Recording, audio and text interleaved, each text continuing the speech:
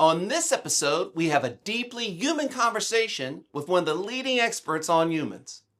My guest is Aaron, the owner of Carbon, created to push human development forward through best practices in training, health, and injury rehabilitation. Beyond his work, Aaron is one of the most interesting, intelligent, and inspiring people I know. We don't get to see each other often, but when we do, it's filled with insight and deep conversation, something I'm always grateful for. We also talk about failed businesses, raising daughters, and making time for yourself. Let's jump in.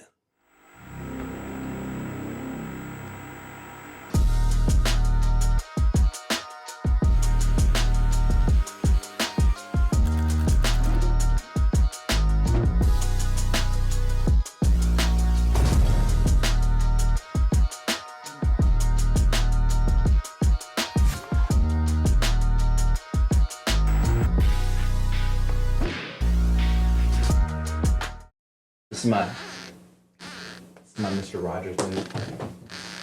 I like it. I knew you had a shoe thing. Yeah. You told me about the shoe thing. Did you see the ones I picked out for your episode? That's pretty cool. Do you know what these are? No. These were made by a shoe company called Dada. Okay. That's what my daughters call me. Dada? It's like Dada. Dada. Do you tell me you have your own shoe company? I'm just kidding. And there was a basketball player named Latrell Sprewell. Oh, those are the spinners. Spinners. That's right. That's right. And these shoes are very fragile. These are old shoes, and I don't even know if I should step around in them. That's how fragile they are. How so? Like they might fall apart. Oh shit. Okay. Yeah. I thought you'd appreciate. I'd get a little bit of appreciation. You know, It was either this, or I have a pair of Will Smith Jordan 5 grapes. It's like the signature shoe that Will Smith wore in the TV show. Yeah. Except for the fact that when Will Smith wore them in the TV show, he'd wear them without laces. They have like a stretchy system that holds the tongue in. Okay. So he'd wear them without laces, right? So when they remade the shoe, they made it where you could wear it they made the whole thing where you could wear it without laces. So it's like a slip-on shoe, but it looks like a Jordan 5. Okay. Now, why did you pick those? I guess I felt like for the time period that this was in, that maybe you might have some relevance of what was going on that time because we're close in age. You know, where'd I put my glasses? Have you ever listened to NBA players tell horror stories about like playing in really crappy shoes that they got like contracts with and stuff like that? I just know the one of the and one with Marbury. Yeah, where? One. Okay, so I have a pair of Marbury ones, the shoe that he made himself, that he sold at, what was it called, like Larry's it was like up in New York. It's one of those sporting stores up in New York. The one that was $14.95. Like he had a shoe made. He wanted to make a shoe for kids that they could afford. For sure. Do you know how much I had to buy that shoe for? $54. What? Yeah, because I bought it like a year ago or whatever. Okay. I thought it'd be way more. But I mean, I'm the only person that wants it. That's what the thing is, right? Yeah. Okay. What was the question that you asked me that you started with before we started recording? What'd you say? Like, dream scenario. Okay. How would you want this conversation to go? Or what was the goal behind it? Like, what was like in your head? Like you said, it was on a list for you, correct? Yes. So in my head, it's like, all right, well, there has to be something. This sounds too simple, but my gut is like, okay, can I ask you a question first? For sure. Okay. Do you consider yourself humbly easy to have a conversation with and like a conversationalness? Depends. Okay. On what? I'm terrible at small chat. Like, you know. Do we have small chat? No, generally, no. Actually, no, we don't. We end up usually going levels deep. Right? Well, maybe that's why is because I mean, okay, tell me your feelings about small chat. Well, it's just like normal stuff you'd see at like a party where you're just meeting people and like, you know, it's like, oh, hey, what do you do? How are you doing? You know, what are you into? Stuff like that. Okay. I can't do that. Okay, but okay, in those moments, don't you want to like learn something like body language so you could be understanding on another level when you're sitting there having to be in boring small chat? Oh, I mean, well, that's generally what I do. But, Right? you know, but if in my head, it's like, how much energy does it take in the sense of like getting somebody a couple levels deep, right? I'm not very hard. Yeah, well, no, you are definitely not. You'll usually lead me there. I'm water. Yeah, for sure. For sure. You'll lead me there. So, yeah. Is that good or bad though? It's good. I mean, I enjoy. I'll be honest. From like, I didn't expect it. What do you mean? I would say like the times that you mean I first met you when you came out to do an Omega Wave test. Do you remember that out in? What a great first impression I made that day, by the way, because I'm pretty sure I was hungover. And you were stressed to the gills. Oh yeah. Yeah, but that was my first time meeting you. So you have to think of that. And then like the off the wall stuff of just meeting you in passing, whether it was you coming in to get body work in, with Pat, or out dancing, Yeah. right? And so then like from that standpoint, I don't think I'd ever would have guessed that me and you would had the conversations that we've had now. I mean, to be quite honest, No. I never would have guessed it. Not in a million years. Okay. I feel like that's so fair. And oh, by the way, I'm so grateful for you giving me a chance. I just didn't know who you were. No. But okay. So, okay, let's go through. I'm trying to think. Okay. I'm pretty sure I know kind of where I was in my life at that time. Okay. Who was the person you, just out of curiosity, you met when I came to do my Omega Wave? What do you remember about that dude? Way more subdued than I see you now. Like you must have been hungover because you were probably like, you looked tired coming in. Mm-hmm. Obviously you were unsure. You had a relationship with Ben. So, I was kind of a fly on the wall. We did the stuff. I think I remember talking you through the Omega Wave, and something that is very interesting is that you, like if something seems off, or if we're saying, hey, this might be a little bit out, I could tell you got worried, right? And like you were like, what? But then like in the back of your head, you probably had reasons why it was so stressed, and like, if you were drinking the night before or whatever else, right? But I could just tell like you had genuinely kind of like curiosity, but also worry about what I was telling you. Mm-hmm. And I remember specifically your brainwave because we were capturing that at the time and just seeing it look like an earthquake reading. It was just like erratic. What does that? So what does that mean? Usually means like anxiety, like super anxious. But at the time, like you weren't displaying anxiety per se. I could just tell that like you were anxious, like your brain was anxious, and it never settled down throughout the whole test. So remember, you would lie down for 3 minutes for the first part, and then 7 or 8 or whatever minutes on the second part, and it's supposed to look like kind of like this descending line, but instead yours just stayed, and it just kept on going. And even after we gave you a break and then had you do another like 7 minutes, it stayed the same. So is that just a person being hungover, or was that a state that I probably was living in? It's mostly just an anxious state. Yeah. Here's what I think is wild about what you just said is that you said, correct me if I'm wrong, you said externally I wasn't showing it. Yeah, you weren't. But the Omega Wave was showing it. So I learned how to mask that on a pretty high level. Yeah. That I wasn't showing externally. Yeah. But I mean, it was I remember asking Ben, because I didn't know anything about you, and I was just like, hey, is he like normally pretty stressed? And then Ben was like, yeah, I think so. And like that was it, because I was like, because I didn't know anything. I didn't know any about your background. I didn't even know what you did for. I think they might have told me you were training people at the time, but yeah, I had no idea. Okay, do y'all still do that test now? I didn't mean to like jump into work, but do y'all do a test like that now? Yeah, we do a similar test. We just a different system, but yeah, similar test. Okay, and what are the things that you see when people show those kinds of stuff? Like what's going on?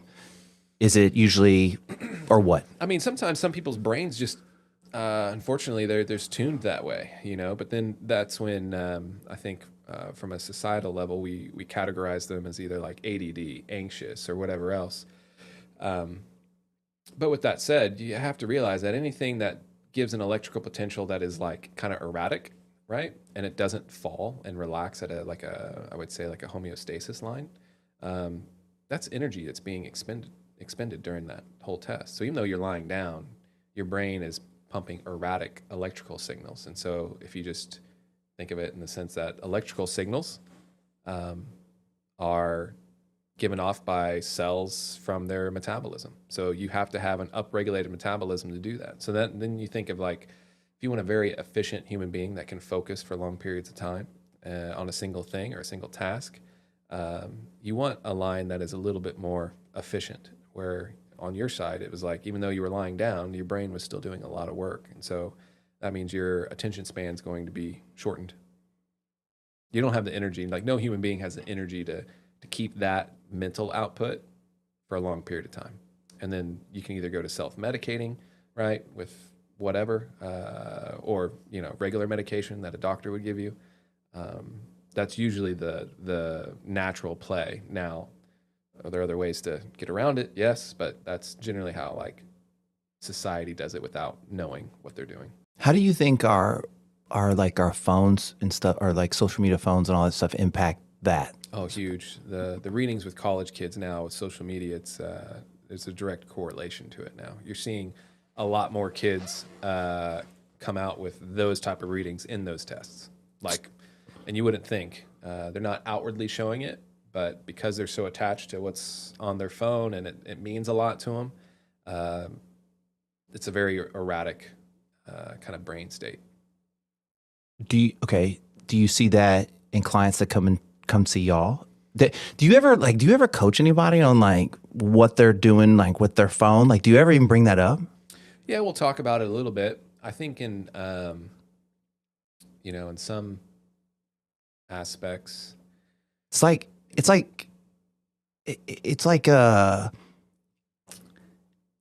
you can't get, like, when someone's overweight and you go, well, like, you really should just stop eating like that, like fat shaming. It's almost like cell phone shaming. Like you can't shame people into like going like you shouldn't be on your phone as much. Yeah, I think it's a tough one. So I'll tell you, I usually just go to like the pillars in the sense of like, hey, how do they start and how they end their days? And it's usually around like, when you wake up, don't let the first thing be like touching your phone, right? Like go do all the other things, maybe even get some sunlight, then eat whatever, then you can get to your phone. And then at night, it's always like, hey, 90 minutes to, 2 hours before bed. How about you down with the phone, make sure you have lighting that's not like overhead light, make sure it's a lamp light, read a book, whatever you need to do. At least that way you at least can kind of have the inputs and outputs of the day kind of taken care of. But I'll be honest, some people are smashed by the time 1 or 2 o'clock happens. It doesn't matter what they do, just because that's like part of their job, and especially now if you think of, even Slack, if you look at a Slack channel with some corporates, they look at that as just a text message form of communication within a corporate structure. And so they're looking for the dings and who's like in the multiple conversations that are going at the same time. So by the time 2 or 3 p.m. hits, their brains are sometimes trash unless they really take care of themselves and kind of structure their day to like be conscious of it. Do you personally like feel the impact of your phone when you're on it too much? Are you aware of yourself like that? 100%. Okay, like say more. Explain it more. Mine is in the sense that like I'm a daydreamer, I guess, in my head. So like if I'm thinking of anything on like something pops up where maybe I went down rabbit holes on metabolism or something with the business or maybe even family or even things that we want to do maybe in the future, like trips or whatever, like I'll notice I'll just pick up my phone if there's any dead period, right? And so then I'll research those things, and then like I'm probably not scrolling social media so much, but like I'm using it as a tool to like connect into like either learning or like planning. But unfortunately, it's like in doing so, you are also tossed in between relationships with communication with my wife or my daughters or because they pop up while you're there. Exactly. You get there's other ways that you get trapped back into it of being on it, your phone in 100%. General. Yeah, I didn't think of it like that. Yeah, and so for me now, it's like we're trying to be way more. Here's the thing: I never want my I don't know what the thing is. It's like I don't know if I've ever had a conversation with somebody who's all like, "Oh, my mom and dad were just perfect growing up," right? Most everybody always thinks that like maybe they know a little bit more than their parents, and then like they always talk about it in the sense of like, if I was, back then, mom and dad should have done this with me, right? There's always a, post-mortem on how I was raised. I would hate for my daughters to be like, yeah, but dad, you were always on your phone all the time, right? Like when they got to adults and we're having conversations around a dinner and they're like, hey, what do you remember most? And I'm sure they'll say good things and like trips or like us just spending time and hanging out. But I also don't want them to be like, but man, you were on your phone a lot. Like I remember you on your phone. Like that'd be really weird. Did you have that level of self-awareness before you had your daughters? Oh, hell no. No. Not even close. I mean, here's the thing. I was so self-serving when I was just single. Say more. What do you mean? I mean, I think my goals were very lofty. It was, I want to be the best coach in the world type stuff, right? Like I want to be, Is this before I met you hungover or? Yeah. Okay. Yeah. Well before. How old are you at this time? I mean, I don't know. It's probably like 22, 21. Okay. Okay. And so, you're 20, you want to take over the world. Yeah. And I was working at as a assistant coach at a college, and I was having an instant success, right? Like from the get-go, and I knew I could lead, right? But I always know I could lead. I was probably a bad leader, multiple opportunities I can remember, but I knew I had a knack for leading, and then my foundation was always in physiology, so it was easy for me to get improvement if somebody listened. And so you put leadership plus the knowledge of physiology, it's not rocket science. Things usually go in the right direction. And so at that time I was like, well, man, like I improved people quite a bit. Like my teams were starting to win. I started to have All-Americans at the collegiate level. And, I thought like I couldn't be stopped. In my head, I was like, I'm the best. Sure. Right. Yeah. And then like my mentors who I would search out to try to learn from, when they met me, they tried to hire me, right? So then that was a thing where like it didn't like stop that. It was like it just was a, self-affirming thing of like, no, man, you're the shit. So there was no part of you that was like I'm not gonna work for you. It just affirmed more of what you were feeling about yourself. Yeah, I mean, I wanted to work for him. Don't get me wrong. And like I applied to, unfortunately, like where the one opportunity I had was to go over to China for their Olympic team to coach them at the time. And they were sending a coach over there who they didn't necessarily trust a whole lot, but he had a name and he was like an NCAA champion at the D1 level. So like he kind of had a name and resume, even though his coaching resume wasn't great. His name was great, but they needed somebody who actually knew how to coach to kind of go with them. And so they wanted to send me over there. But they declined me because my resume wasn't like, who I was. I wasn't a name. So there was no, that wasn't going to get me through the door. And so that was the only reason that it didn't go through.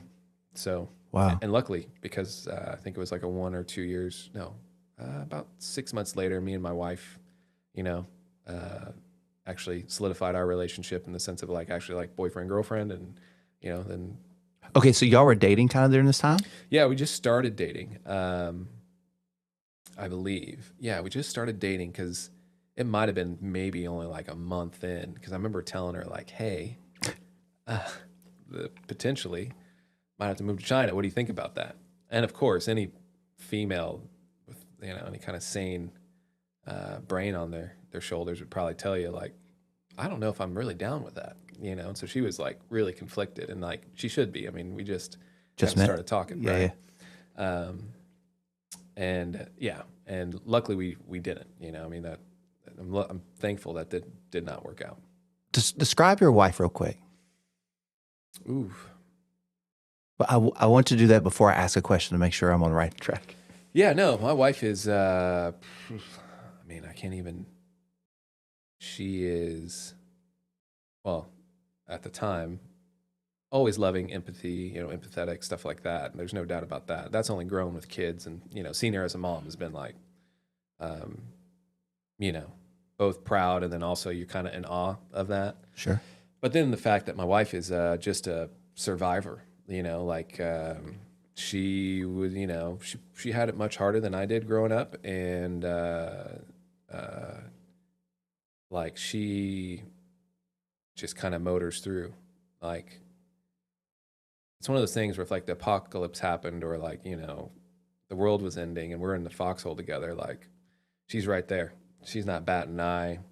She's handling whatever she needs to 100%. handle. Like it's just I mean, I met her before. I just wanted you to describe it. I mean, no, that's just what it is, man. And like, I'm thankful for that, because then like, you know, as you lead, it's nice having somebody that's like behind your back, like, you know, obviously helping you on the team side, but then also just like, oh fuck, we got to do this hard shit. She's like, all right, cool.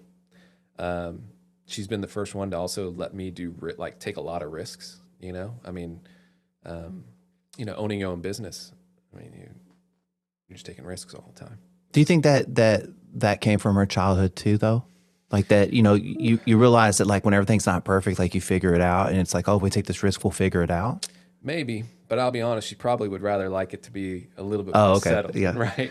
You know, just naturally for her, I think she, where I always like change. I like being confronted with both personally and then also too just, you know, professionally with challenges. I feel like that's where you get to grow. And like, so, you know, even if we move to like a different environment, I would be excited about it, where she'd be like, oh no, like, you know, she's like, I kind of like what we have now, you know? Okay, so being who you were back then when y'all met and who she is, what was that relationship dynamic like? Well, to be honest, she's just the first one just allowed me to be me. Really? Yeah. Like, I think all the other ones had an idea of what they wanted me to be, you know? That's hard. That's just hard for people to do in general. Yeah. Would you say? Oh, 100%. Yeah. Yeah. And it was probably super refreshing. Mm-hmm. Yeah. It's it definitely gives you the confidence to go out and do it, you know? Okay, so my follow-up question is, who wasn't letting you be you? It wasn't necessarily that. It's just that, because unfortunately at the time I was so self-serving Well, that's right. that I was doing it anyways. But it's the fact that there was resistance, you know? And then so you have to think of that like, you know, like, hey man, like, yeah, if I take this risk, this could really work out. We should do this. But then you have somebody on the backside. It's like, no, we should just play it safe. You know, stay here, do this, X, Y, and Z. Maybe we think about this, but let's just make sure that we have this first. You know, that just never really, that was never really something I wanted to entertain. So, Tell me, okay. Tell me the process of starting this new business. Carbon? Yeah. Ooh, man, it's taken so many, I don't know, different faces. I have no idea. I just know that you were going to do something, and then I knew it was here. Yeah, and I don't know what happened in between. But also I felt that was like you just really you kind of told me, you're like, hey man, I'm deep in this right now. So yeah, so I just want to kind of know, like, just so people could understand the process of taking a risk and it paying off and what that looks like. You know what I mean? Yeah. Well, I mean, like, you know, when we first started out, initially, you know, me and Ben and stuff, it was really, the idea was like, how can you incorporate everything in for somebody, right? Like, you know, we use words like holistic or, you know, integration of these different, you know, I guess you would say subsets of health or whatever. But in my head, I was just like, how can we just take care of a human being really well, right? It just so happens that we do, you know, nutrition, the blood work, you know, the training and, you know, the physiological assessments and rehab. And I think I just always wanted it to be a place though, where like you would come in, it felt like home and everything was taken care of, right? Like you knew you could lean on the coaches and, it just be a place that you kind of always knew what to expect. Right. And so that's really what Carbon is now. It's even in like our memberships, it's set up where pretty much everything is at your disposal. There is no like offshoot of like, well, can I do nutrition and this is going to be this cost, and if I need to do blood work, it's this cost. And then, you know, I just wanted everything where you come through the door, hey, we'll take care of it. You know, if you're dedicated, we're going to knock it out. And here's the thing, we're not going to bullshit you either, because we're not going to keep the data to ourselves. You're going to have access to the data. So either we're going to do what we say we're going to do, or you're going to leave us. And you should, because if we suck, you should go. And then at the end of the day too, we've had to fire clients. Even kind of recently, we had to kind of point people in different directions because we're not for everybody. And that has to be okay too. Say more about that. Well, I think it gets, in the past, maybe we've kept people because, we obviously love everybody that we work with in the sense that we've become pretty close with, right? But if you're saying the same thing over and over and over and over and over and over and over and over, You become their babysitter. oh man, and then it's like I'm not doing my job anymore. We're just babysitting. yeah. And I get that it's still the personal relationship, right?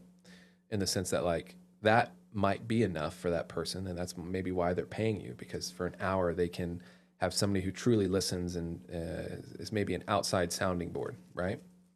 But I have my opinion always is that a lot of the mental anguish or anxiety and stuff like that is always tied to like your metabolism in a sense. And there's research that kind of points this. I always tell people like if you do like a mood questionnaire every morning when you wake up, you can do it on your phone, and you can just 1 out of 5, 5 being, man, you feel amazing. 1, you feel like, your mood's totally shit.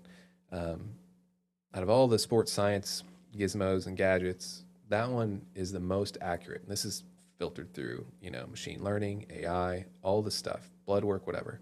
Your mood score is by far the most accurate when it comes to like your energetic state, overtraining, and even soft tissue injuries. Okay. So in my book, I always correlated that to, okay, well, if somebody's always at a mood at 3 and you're really trying to affect the inputs of sleep, nutrition, exercise, all these things that could really change moods, the way they think, right? Give them more opportunities, make them more open-minded in some aspects, and they won't do it. It's like you're just on the merry-go-round now, and nothing's happening. And sometimes it might mean kind of a hard, hey, this isn't working, might be a shock to push them in the right direction. Okay. Is it our responsibility to judge the value that they get out of what you do? Probably not. Look, like you have to think in your situation, not only do you have to think about this person that's coming into your office, but you have to think the people that they interact with. Mm-hmm. Because as sad as it sounds, that impacts the people the people that come there, the other people that come there. And it's kind of like, well, like if you were on a team and you had a bad attitude, like, you'd probably get kicked off, because that impacts the whole team. I didn't think of it that way. Yeah. But like if you're trying to create a community, like if you break it down a really tribal level, right? If there was a bad person in like a community, they just kick them out. For sure. Because it disrupts the rest of the stuff. So it's like, it seems harsh, but it's also like, don't you want to be part of the community? Like you're not truly trying to be part of the community. Mm-hmm. So, and you are doing that person a favor, I guess, in a way, by allow them to go find someone that'll babysit them. Maybe. And I probably cheaper. Yeah, no, definitely cheaper. No doubt about that. There's no illusions that there would be cheaper options. I think, I guess the ones that we've maybe said, hey, this might not be a good fit, are the ones that become neurotic over the data that we collect. Say more. So, if we're getting blood work, if we're, getting measurements on like HRV measurements or whatever else, in some cases we have to stop, but that's usually the first signal that maybe, might not be a great fit, because as they see the data come up and then like, we keep on saying like, hey, we need to change this. This is, maybe this is not going in the right direction. Let's do X, Y, and Z. And then they don't do it. And then they see the data, but then they stress about the data. Right? They're like, oh my gosh, it's not, and then they come like, well, I don't know. Almost obsessed. Yeah. And then it's like, okay, well then how else do we go about this? Do we not check up on it? And we just, I guess, kind of just be oblivious to it. And then we just kind of go as we want, but knowing that like what they're complaining about, what their goals are focused on, right? This is impacting that. Yeah. And so then it's like, okay. And then it's like, well, if they can't get out of that loop, then we can't help them to get out of that loop. And I'm not saying that it's all on them, and maybe it's our way of going about things too. It might not just be the best fit. They might need to find something that is maybe allows them to accomplish all the things they need to do in smaller steps, and maybe less in your face with the outcomes. Well, even to your point, if you're collecting data and they're stressing about the data because it's not changing, maybe they need to go somewhere that doesn't collect data. Yeah, 100%. You know what I mean? Like, or just something that works better for them in that 100%. Way. You know what I mean? But I don't, it sucks to get fired.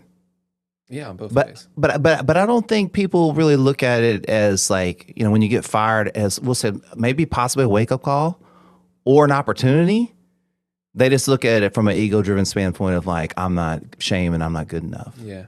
I would say we don't No, I know y'all not the conversations aren't usually like, but y'all not lining up everyone like in a line and throwing tomatoes as they like walk out the door to shame. No.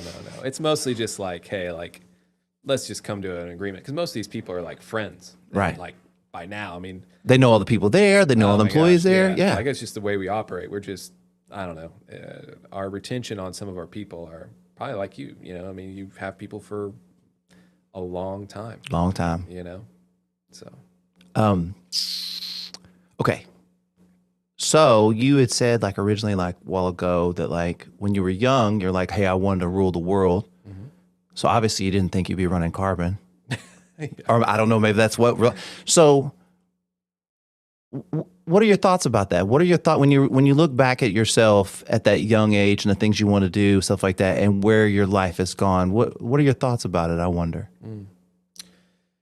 I mean, I think my younger self, even though he didn't know what he wanted, if he could, watch his older self now, he'd be super proud and would probably get his act together a little bit quicker to get to where he is now. Do you feel like you wasted time? No, not at all. I just feel like... How do you feel about that time? The time that you didn't waste, but you wish you would have figured out quicker. How do you feel about that time? Yeah, that's tough. I mean, it's just more of... I had to meet the people I needed to meet. I needed to go through all this stuff, but I think it was more of the being a leader thing could have, out of all the things, my internal state of knowing who I was, even though I always knew, you kind of played to, your friends or the ego or like society of all those little things. But what your parents tell you? Maybe, yeah. Even though my parents told me I'd probably be a priest by now. But on my side, I think it was just always. I always felt the same way I feel now. It's just that sometimes I would just act in another way because it was cooler to act another way, right? Or maybe I knew I was going to. Maybe I was mimicking things I've seen in the past with other coaches that I saw successful and not being just me. Where now I would say I just mostly I listen to my internal state and just go do that. Like, I don't question it, too often, which is actually really shitty for business. I had to learn to kind of filter that. And luckily I have good people like, Bree, who I work crazy close with, and all my other coaches that there's a level of it where they're like, hey, yeah, but, you still need to run it like a business. You're not giving things for free, more type of thing. So with that said, it needed to happen, but I think my internal state, I still made the same mistakes probably on the business side. I still made the same mistakes from a coaching perspective and relationship perspective, possibly, but I could have just listened to myself a little bit more on some of those. I think about the one thing that really gets me, and I feel like I'm banging on, I really wish I wouldn't have drank as much. That's really the only thing I wish I wouldn't have done as much of. I wish I've been okay going out and partying and not drinking. Mm-hmm. And it's not really the time that it's not the time that I wasted partying. It's the time that I wasted the next day being hungover. Those are the days that I wish I get back, because like now, as someone doesn't drink, Like, I get up like pretty early every day and I do things before my daughter gets up, and then we go to breakfast, and then, I couldn't do all that stuff if I was like hungover. I mean, I could, but Yeah, I'd look like that omega wave. for sure. Oh, it'd be worse. It'd probably like I got the stress of a kid and the stress of alcohol. So what was your daughter the changing factor then? I really think. I mean, okay, it would be idiotic to say that she didn't impact, of course, right? But I think I think that there are a lot of things that happen in our life that kind of try to give us a wake up call, and we just ignore them. Yeah. And then a real big one happens, and then maybe you change and maybe you don't. But the biggest last one that had an impact before my daughter was probably my divorce, right? And just like, during that time, not only did I lose my partner, but the relationship with me and our friend deteriorated, and then the business we were going to deteriorated. Yeah. And I felt like I was losing everything. Yeah. And then retrospectively sitting here now, I'm kind of like, I wish I'd have had the confidence to know that I'd figure it out, because I'll figure it out. Like I know that now. I know when something bad comes along, it can be the most possible worst thing I could ever probably come up with, short of dying.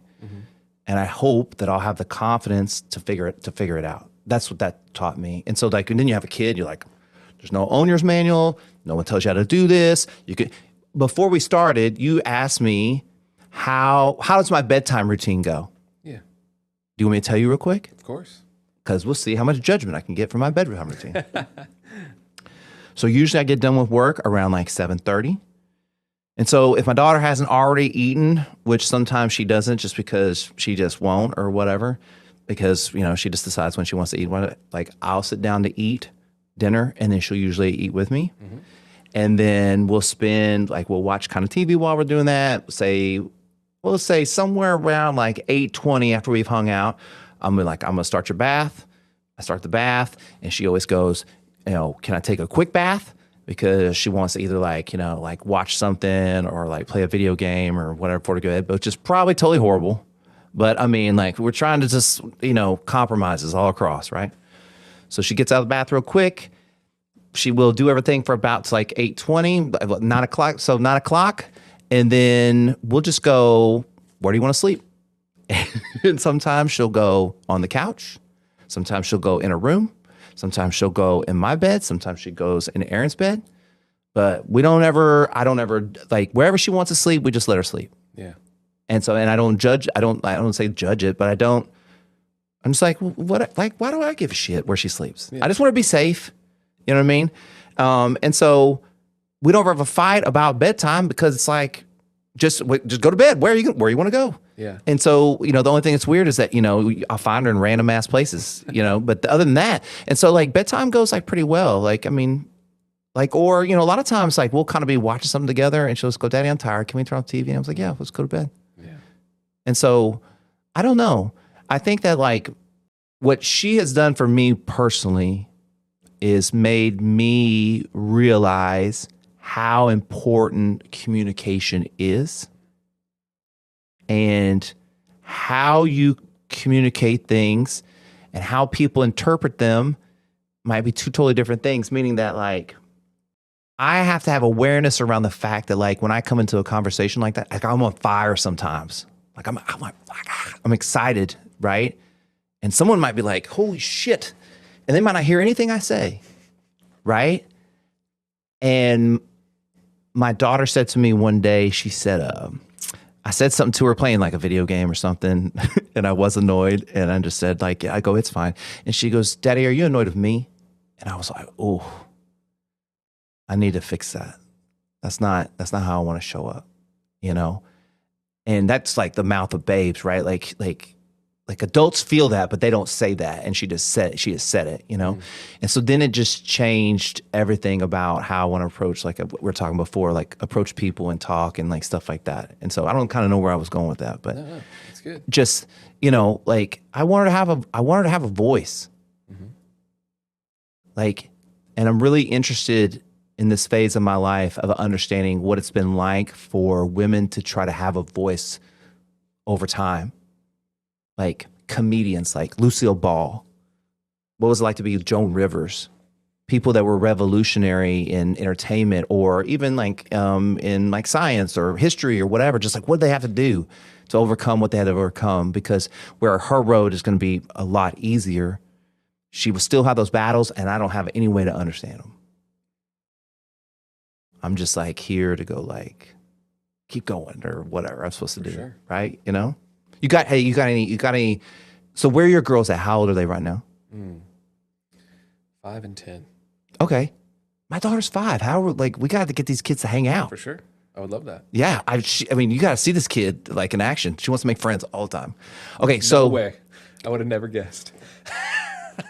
but like her mom's like that too, though. You know what I mean? Like her mom has a huge, like when Aaron's on, she's on. Anyways. So you have any like, when I get to 10, like there's a lot of time going on there. What have you learned from your 10-year-old that you applied to your 5-year-old? Man, maybe not much. Are they that different? Is that the problem? Probably that. And Tell me the difference between them. the oldest is more sensitive, I would say, just emotionally, not in a sense of like weakness, but empathetic. Like she's like her mother, like, Just emotional intelligence. Yeah, like she can kind of feel stuff, right? Like, she's in competitive swim now, so we're spending hours and hours a day, like at a pool. And so, like driving home, it's about a 20 to 30 minute drive, depending on traffic. And maybe while I'm driving and she's listening to her, music or whatever that's playing, I'm probably off the console, like doing this, thinking about like my day or something with the business or whatever else. And, she sees that I'm like kind of intently focused on something. All of a sudden I'll feel her hand come up my hand and she'll grab it and pull it over to her and she'll just hold my hand. Wow. So like that's been interesting because you're like, how do you know that? yeah, it's wild, and, does your wife do that with her? no, not really. I don't think so. Though Adrian is more like of a talker. Like she'll be like, hey, her first thing is to be like, hey, what's going on? Type of thing, right? I'm probably more of the physical touch if I see something off, right? So maybe she learned it from you. Maybe, but it's just wild the fact that like this thing that you took care of is now looking at you being like, oh, like maybe I'm, not that she's gonna take care of me, but like I have impact. Yeah. It's wild.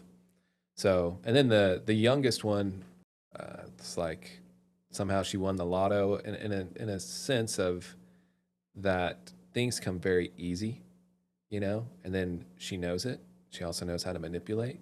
And she knows how to like get her way. She can span the emotions to get whatever she wants when she needs it. I see her cry on command, and then I can see her laugh like within like 5 seconds of each other. If You put her in acting school. I mean, for real, like it's wild. But I got both my girls are lovers, and they're both strong in that sense. Like even seeing Hudson now with swim, there's no way that if I was doing her workouts that I would last. Like there's no way. She's 10 years old. Like you'd mentally quit or physically couldn't handle it? I physically could not. Even my mental like state. Like there's no way that I could swim for 90 minutes, almost pretty much straight, like doing different strokes, and then somehow come out bebopping talking about how she wants to have a sleepover with the new friend she met. Like you have to drag me out. Do you do her training? No. I mean, I do her strength stuff, like in the summer. They'll do like Omega Wave and they'll do testing and all that stuff? I will if I feel like. Well, I was just going to say, maybe she's a good swimmer because like you're her dad. No. Like, you know what I mean? Like because you're helping. It's like Todd Marinovich. No. I've learned this. I need to stay away. Like, 100%. Like I'm, and it's better that her coaches don't know, because sometimes she'll mention it to her previous coach that she had, And he's like, oh, well, hey, you want, she should, or, Mm. And in my head, it's like, man, you cannot, I just want her to learn and me not. Like in my head, I'm like, oh, I could maybe give her a cheat code to kind of get ahead a little bit more. But in my head, I'm like, don't do it. Okay. My wife's really good at telling me not to do it either. So there you go. So I've been working with athletes with their mental state around stuff, right? And almost always, not almost always, a lot of times it's like, it's the parents. Yeah.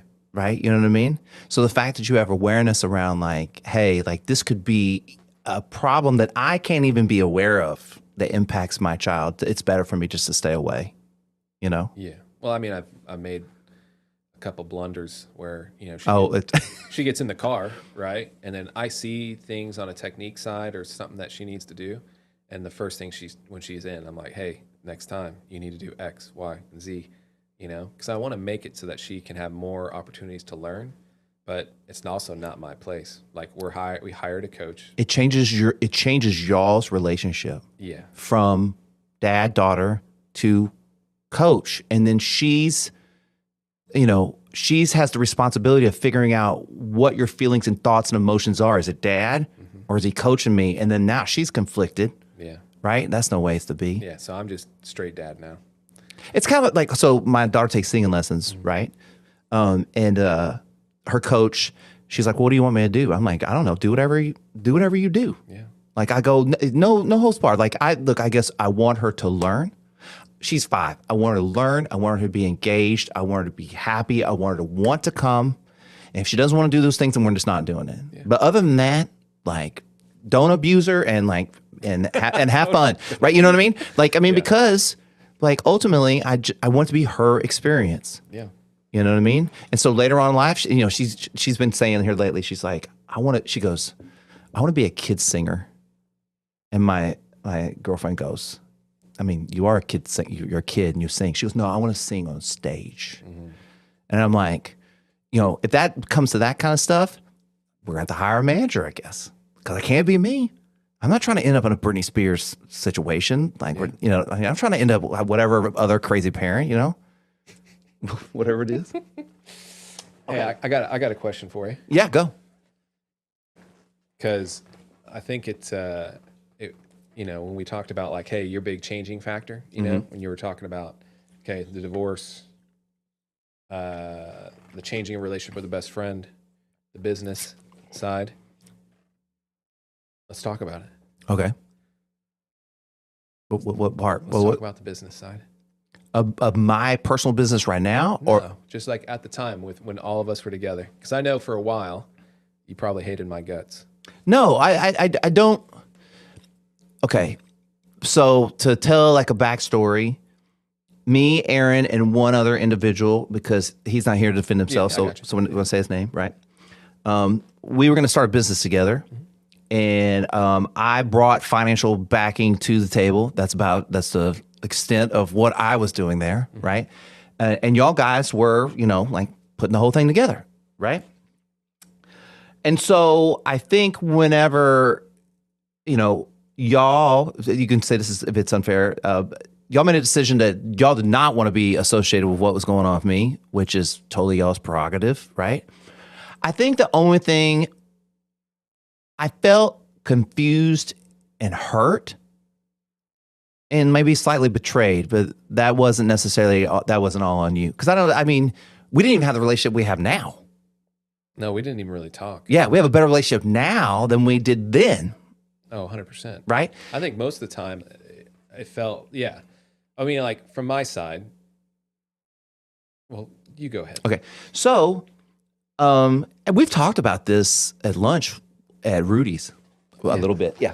I forgot about that until just now. And so I think that like, if anything, it was more of a thing of like, I respected you and you so much, and to think that you maybe thought like I wasn't worthy of being in business with, I was like, man, that sucks. Cause I respect this guy and I really want to be in business with that guy because I believe in what he's doing. So also not to like saddle you, but like I kind of didn't have time to be mad at you because in the process I was losing like my best friend and my wife. Yeah. No, You know what I mean? So it's like my life was in mass chaos. So whether you were mad at me or not, I was like, well, he'll have to wait in line. You know what I mean? Because like I got other shit on the fryer right now. Yeah. And so I was actually thinking about this before you got here. There was probably, and everything I'm saying is true, but there was probably a teeny small part of me that after that all went down, and I'm sure I know me. I reached out to you and I was like, hey man, you want to go to lunch? You know, just like, and it was like probably like maybe 6 months, a year later, something like that. Does that sound about right? I don't even remember. Okay. I'm sure, because the reason I say that is because I'm sure there was a part of me that wanted to prove to you, because this is who I was at that time, that like I wasn't a bad person. And I was like, okay, if Aaron goes to lunch with me, I can show him I'm an interesting, good person or whatever, you know? And that's the way I initially started. But I always liked the conversations I had with you. So then when we had a good conversation, I didn't feel animosity. I didn't feel animosity in me. I didn't feel animosity in you. I was like, well, man, maybe we can legit be friends. And maybe the ending of this chapter doesn't have to be, I mean, me and Aaron could be friends. Yeah. But like you have to remember where I'm at that time, right? What I'm going through. And so, yeah, it all makes sense now. But at the time, it was just kind of like, like there's probably a lot of different emotions going on. I was also like such a different person. I don't even know. It's hard for me to even think about who that person was that was getting omega waved with high anxiety. I can't even, it's hard to remember. Yeah. Anyways, okay, so you tell me. No, like tell me your side or what? No. It's like like looking back, it's so like obviously it's so much easier to see the faults on the backside, right? When you like look back, but even from the business side, like we were not good at business, like in the sense of like like like you and yeah partnership, right? Like in the sense of like we just didn't know anything about business. Does that make sense? If I had to go do that all over again, I would never get involved in that ever again. Because retrospectively, I realized I was like the people involved, including myself, knew nothing about business. That was so stupid. Yeah, that's not where you throw your money at. Yeah. Right? But like, like also my grandfather just passed away. So he left me all this money, right? And so I was like, okay, well, I want to put it into something I believe in. So there was that, you know what I mean? But also that person was a lot more attached to the romance and feelings of my thoughts than I am now. Does that make sense? Yeah. I'm a lot more, I think to be more logical felt to be less empathetic, and that's not true. Like I'm able to be empathetic and logical, right? Like I can have empathy and go like, that's crazy. I'm not going to do that or whatever. Yeah. You know what I mean? And I don't think I could separate those things at the time. Yeah.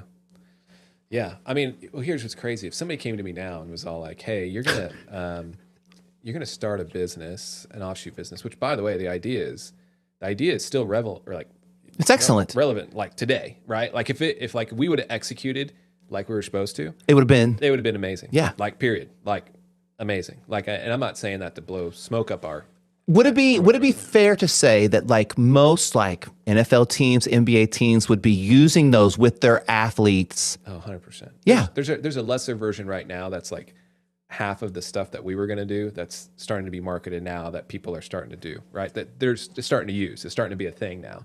So you can imagine that being the front runner in it, of having the device out, like it would, but here's the thing. Like if you were to tell me now, it's like, hey, you're going to go into business, with obviously two other people, with the lack of communication between the three. Like, here's the one thing I figured out is that like, if you're going into business with somebody, you have to get dirty early. Like you can't get dirty late. No. Right? So like you have to get dirty early. In other words, like you have to get down to like, hey, who has majority ownership? What does this all look like? There is no, all of us are equals, because no one makes equal, like the decision making has to go through at least somebody to be like, hey, this is the way we're going. right? There has to be something like that in there. And then not only that too, but like we have to know each other really well. We have to know each other's strengths and like, hey, no, you're probably going to take care of this. You're going to take, like there has to be a coordinated attack. It can't be just like, hey guys, we have a great idea and like we're just going to somehow wish this into existence. And then also too, we knew nothing about manufacturing, right? Like even now, like I've been fortunate enough now after the fact that I know that the deal is like just dead in the water, right? But I have some other ideas that maybe might come into later play in a different domain. But to learn the manufacturing process, even afterwards that we went, huge mistakes in just the way we went about the manufacturing process. So coming back now into that, looking at it, you're like, wow, you just don't know what you don't know. And on the business side, like there would be no way that like me and you needed to talk way more early on to set the parameters and all the things like we all did. Right. So it's just wild now that it was an amazing idea, but the execution and our relationship going into the business was the Achilles heel. Well, I mean, that's everything in life though, right? For sure. 100%. As you were talking, I was thinking of, on Dr. Phil, when they bring those women on that they have like a boyfriend, they like have a boyfriend overseas and they've been sending him like hundreds of thousands of dollars. Do you know what I'm talking about? It's like they get catfished. You know what I mean? Right, yeah. right. From my what I was doing with this business deal, all I did was just like give money. Yeah. I didn't check y'all out at all. Like I trusted y'all just based on like what I thought I knew. Yeah. I got like, and not catfished on purpose, but like, it was kind of like, to your point, if I really would have if I'd have talked to you and done some research, maybe I'd have gone like, holy fuck, maybe I shouldn't do this.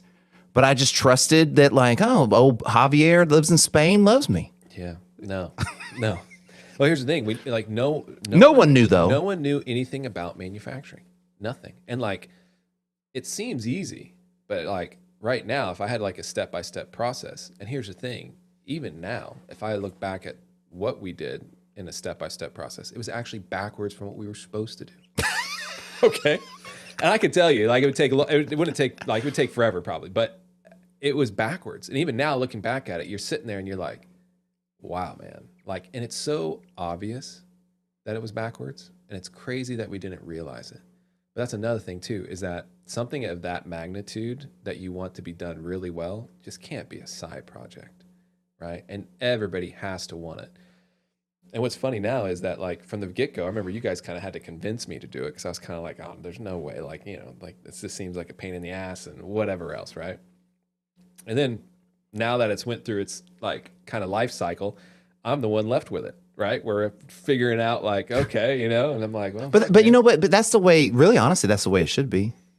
I mean, but here's the thing: it's I want nothing to do with it. Like literally, like even now, if somebody was like, hey, if you can just push a button, this thing's done right now, would you do it? I'd be like, man, I'll be the first one to sell this thing, like the company in a heartbeat.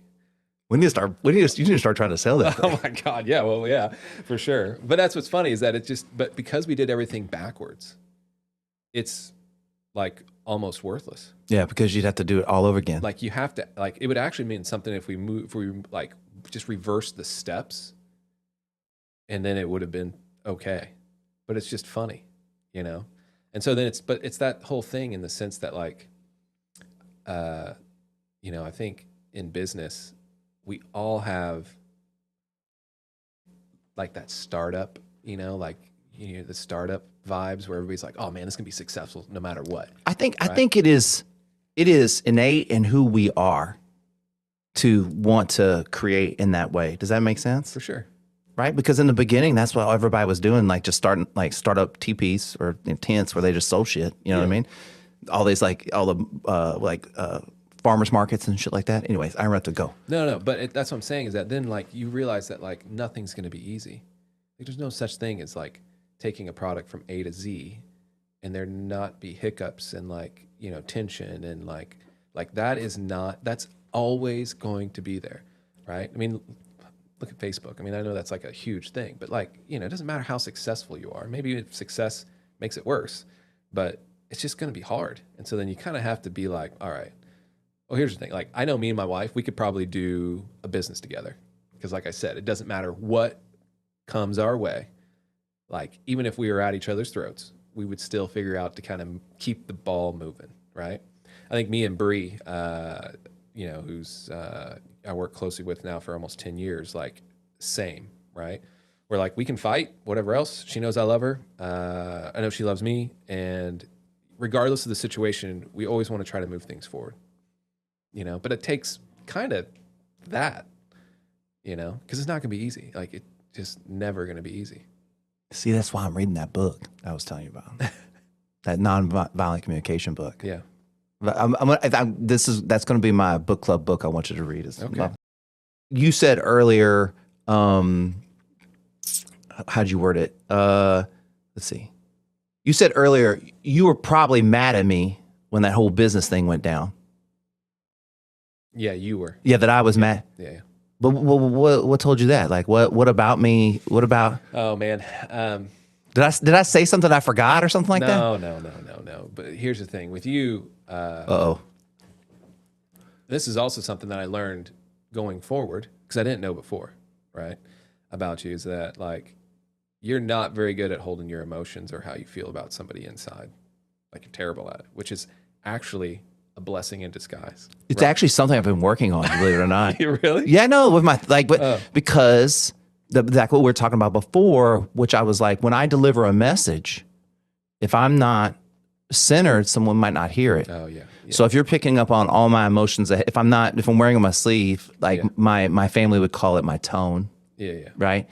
And so anyway, so go ahead. Sorry. But like, I just remember mostly after, I think, seminars that we had here locally, there would always be a social afterwards. And I think there was a couple times that, we would, run into each other because, you would, come by for some of the social stuff. Yeah. And I can always tell when I got close to you, like your eye contact and like, what you would, how your body language would be. And then in my head, I was like, oh, okay. Like, it was always like a reminder of like, that my body language said I was mad? Not that mad. I could just tell that like, maybe I wasn't necessarily the top of your list to go and have a conversation. Do you know what I think it was? It was probably more of I didn't know how to be. Maybe. Like, here's a guy that like kind of just fired me. And like, I don't know him that well. I don't know if we're friends, but I like him a lot. Like, I wanted to go in business with him, so I liked him a lot. Yeah. And so maybe it was just me trying to like feel it out. Yeah. I don't know. I was just curious how much it was of you and how much of it was me. But you're correct when you say that I wear my emotions on a sleeve. 100%. But I'm working on it. Yeah. No, and like, here's the thing. Like, I was never, I never looked at it as like, I didn't think you were like a bad person. No. It's how I feel about Jameis Winston. Like, I feel like you know how Jameis Winston's feeling all the time. Like, 100%. Right? And I love that about him. Yeah. You know what I mean? And it's infectious. So there are good qualities to it. But also if like Jameis Winston had talked to me about something really serious, I might not be like, I can't take you serious, man. Like you gotta 100%. Yeah, quit joking around. Yeah. This final segment is brought to you by HeyJustBe.com. I believe that achieving balance in the mental, physical, and metaphysical aspects of your purpose through learning, serving, and creating can transform your life into one you truly enjoy living. Want to learn more? Visit www.heyjustbe.com. All right, so how I usually wrap this thing up is I ask people what do they do to just be the best versions of themselves so they can be good for everybody else. And we were kind of chit-chatting, and then you were saying like, hey, how I take care of myself is how I get all these other things done, which is like perfect. So maybe speak to like what you do and why that's important in the way that we're talking about. Yeah, I probably outside my kids, probably the best thing is just, and this sounds terrible being in Austin because it's a bastardized thing now, but like having like the meditation practice, right? Which we don't have to get into like crazy detail on it, but I do think there is power of like getting away. And I have a place in Terralingua that I've been going now for like 4 years. And every year, maybe twice a year, just going out in the desert. And you go by yourself? Yeah. There's a little hut that's connected to this like, on this property that has like, just the regular kitchen and stuff. And then there's like this little meditation hut that's up on a hill. So you have to kind of in the morning walk all the way up to it and you just sit there. And I think it's that whole process from driving out there to getting out there to like spending a lot of time just in silence. And it's so quiet out in the desert out there to a point where like, I mean, you hear it's weird, right? Yeah, you hear your heartbeat. Yeah, I mean, like you're in silence and you're hearing like your body do its things that you would have no idea that it's doing, right? And yeah, man, that's it. It's like I'm recharged almost for the rest of the year once I do that. And so that's been, and then also finding time to do that, like just to find some type of silence, it helps, right? Which I know it gets all, like in Austin now, it's like a lot of people are searching. So I say that and it seems like it's like commercialized or it's weird now, but like just the essence of silence has been a huge catalyst in my growth, I guess. Have you read Walden? I haven't. Do you know what I'm talking about, though? Mm-mm. So that old guy, he goes out and he sits on that lake for 2.5 years not doing nothing. Okay, so the guy goes out and sits on a lake for 2.5 years doing nothing. He just riding all day just for like 2.5 years. Like I think he worked enough just to make food and stuff like that. And so he has all these thoughts and all these things, and it kind of translates to all kinds of books and exactly what you're saying of like that kind of like being by yourself. And to like, are you familiar with John Kabat-Zinn? Okay, meditation dude. Okay. And he always talks about like you were saying, like, oh, it's like the cool thing to talk about, like I'm doing meditation. And he's like, like if you're at that stage where like talking about it, you're not really doing it. You're just like kind of like talking about it. And that's why you have probably reservations about going like, hey, like I kind of do this meditation because you're like, I'm not trying to sound like this person. But to your point, like every single day you can find moments to be with yourself. Mm-hmm. You could do it like as soon as you catch yourself doom scrolling, you just put your phone down and just sit and just notice your breathing. And it's a form of meditation. Yeah. Right, of slowing down, right? And you can do that yourself like every single day. I'm very jealous of your Terralingua trip. Yeah. I'm fixing to do a podcast tour by myself. So I'm going to go to 4 or 5 cities by myself, and I'm going to try to answer the question, why am I doing this podcast? It sounds deep. It'll probably be ridiculous, but... Yeah, I love it. All right, is there anything, what do you do, anything you do daily to show up to the best version of yourself? I mean... Or is it your routine that makes it? No, it's not even a routine. I think it's, I think it's literally just carving away even 15 minutes, of just silence, right? And then also like introspection. I mean, I would say that like I spend most of my hobbies now are towards that. Feel like as a human, like you have, probably responsibilities to, the things around you, the relationships you have, but you also have a responsibility to kind of like know yourself better than somebody else. And in that process, it makes you better for everybody else. And,